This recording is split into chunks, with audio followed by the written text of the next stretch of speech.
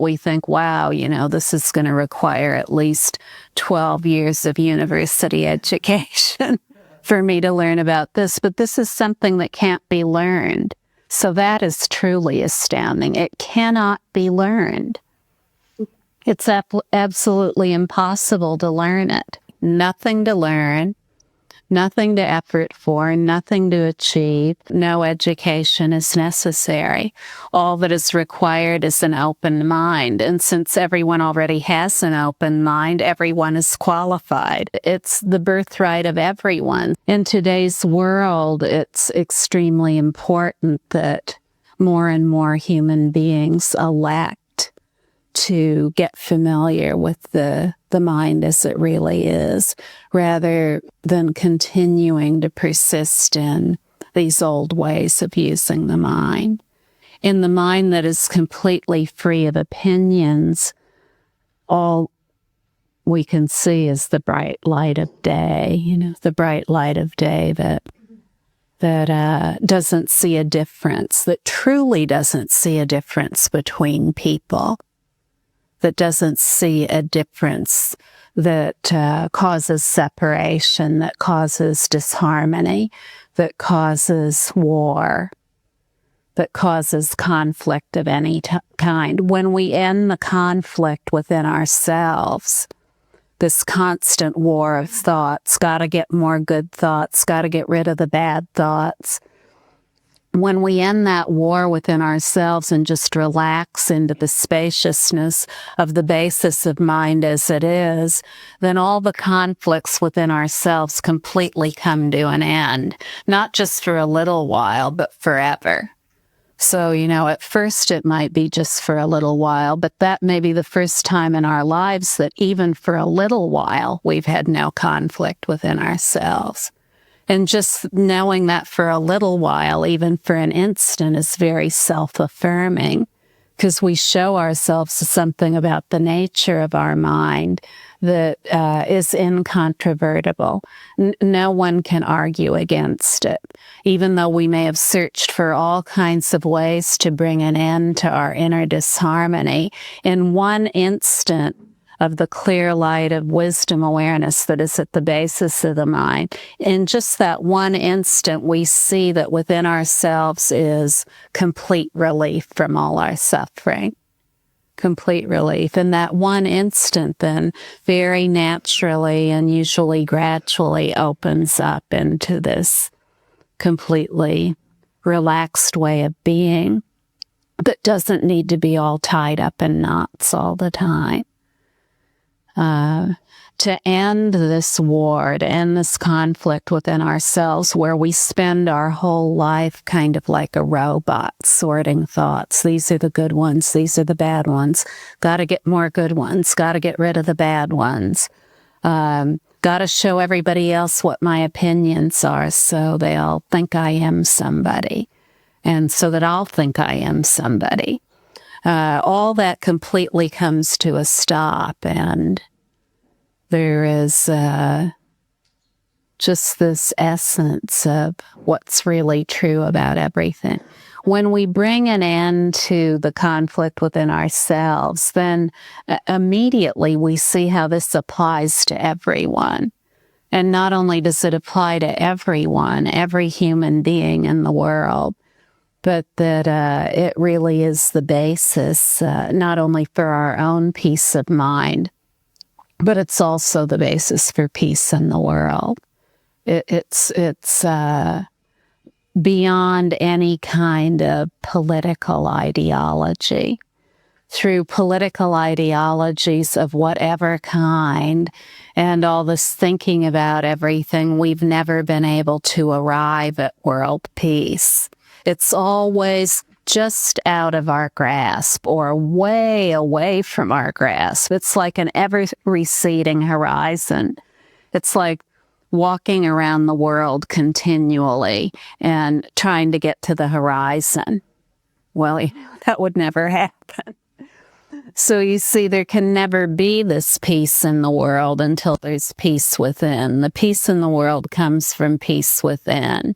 It comes from ending the conflict within. Only when we as human beings elect to end the war within, to end the conflict within, to give up all our weapons, to put them all down. Only then can we express this as a species. But, that would be wonderful and that would be nice and we'd all love to see that happen. But where does it begin? Where does it begin? It doesn't begin in struggles against nations. It begins at the grassroots. It begins with individual human beings saying, this is who I am. I'm going to take responsibility for it. I'm going to find this peace within myself and hold myself to account for living as that on a daily basis. And then we'll see what opens up from there.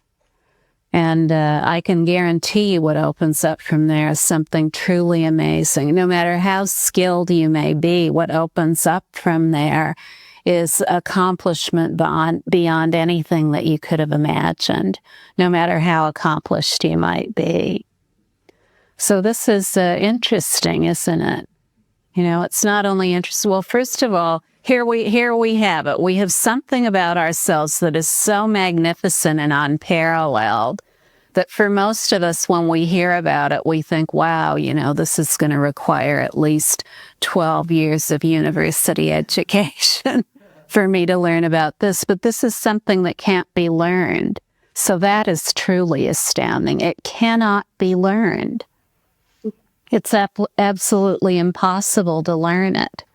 And it's the birthright of everyone, so everyone has equal access to it. And the only way to know it is to acknowledge it, to completely relax and just allow this clear light to shine through everything, to outshine the need to think about everything obsessively. And when we do, it becomes very, very obvious. So no education is necessary. All that is required is an open mind. And since everyone already has an open mind, everyone is qualified. It doesn't matter what your IQ is or where you live or how much food you have to eat or cars or bicycles or anything, whether you live in a house or not. Nothing matters. Everyone equally has the birthright of this. If the reality of every human being is that there is mind naturally present, then that too insists that this clear light of mind is naturally present. It's not the purview of an elect part of the population. It belongs to everyone equally. And in simply hearing about it over and over again, it becomes more and more obvious. The certainty of it in our own being dawns, and all those thoughts that seem to be so insistent, so persistent, naturally fade into the background. So it turns everything upside down, everything we've thought about everything. How we learn, how we are, what it's like to be a human being. It turns it all upside down completely. Nothing to learn, nothing to effort for, nothing to achieve. We just simply listen to the melody of what's really true about us, and it becomes more and more obvious. And coupled with that, if we want to, if we feel plagued by any persistent kind of thinking, then when it comes up, we can just relax rather than get distracted by the thinking itself. Just relax and allow the actual nature of the thinking to be the case. All the thoughts that appear, no matter what they are, they're like a mirage. They're temporary appearances that have no substance. They're completely empty space, just the clear light of the wisdom mind. And one thing that we know about them is that it's guaranteed that they will vanish. They'll vanish in their own right. just like the flight path of a bird in the sky or a line drawn in water. There's absolutely nothing that needs to be done about them. Their nature is sky-like. The nature of mind, of the true pure mind, is sky-like. It's never gotten wrapped up in any thought. We just convince ourselves that it has sometimes, but it really hasn't. So if this is something that is important to us and we really want it to be the case for us, then it will be. So that's simple too. If we want it to be the case for us, it will be. It's not a rocket science. And it's not even ABC. A, B, C, D, what are the other ones? 1, 2, 3, 4, 5. That's difficult. The true nature of our mind is not difficult. It's here's another illustration that we could liken it to. All of these things that we think about that are made up of letters, characters, numbers, different symbols of different kinds, all of these things that we think of, it's like taking the sky and making those symbols out of the sky and putting those symbols, those sky-like symbols, together in different ways. It all remains sky. No matter what we make out of it, it's still all sky. It's equally open, it's equally spacious, it's equally free.